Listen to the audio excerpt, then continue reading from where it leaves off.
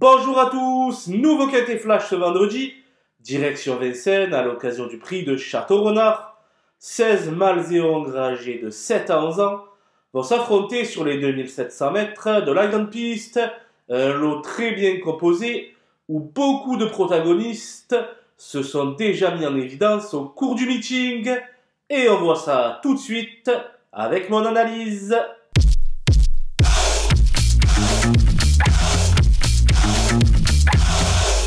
Les bases avec le 15 Hannibal Tuileries qui est vraiment impressionnant depuis quelques semaines.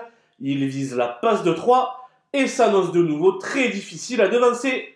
Le 10 Here We Go a toujours subi la loi d'Hannibal Tuileries cet hiver, mais pour autant, il est toujours monté sur le podium. Pieds nus cette fois-ci, contrairement à sa dernière tentative, il demeure incontournable. Ensuite, je reprends la ligne pleine du prix de Granville avec le 8 Ginko Tellois qui a terminé à l'âge d'Here We Go. Ce jour-là, à l'aide d'un bon parcours, sa place est à l'arrivée. Les opposants avec le 16 Eurekavri qui enchaîne les accessites actuellement bien placé au plafond des gains, il devrait bien tenir sa partie.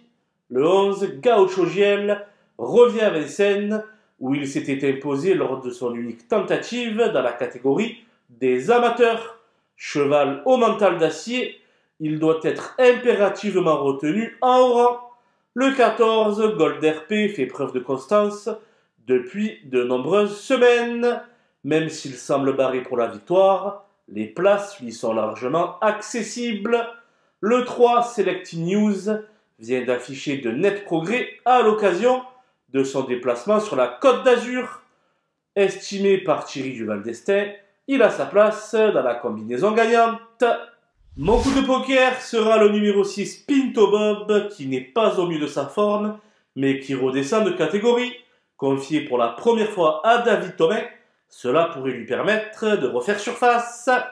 Les outsiders avec l'as Hayden Texas, qui est certes le concurrent le moins riche du lot, mais certainement pas le moins doué. S'il reste sage, il a le droit de viser une place en bout de combinaison. Le 4, Toto Barroso, possède la pointure, mais fait preuve de mauvais vouloir ces derniers temps. Ce sera encore une fois tout ou rien. Le 2, Enjoy the Game, est quant à lui beaucoup plus sûr. S'il parvient à prendre les bonnes roues, ce n'est pas un interdit pour la 5e place.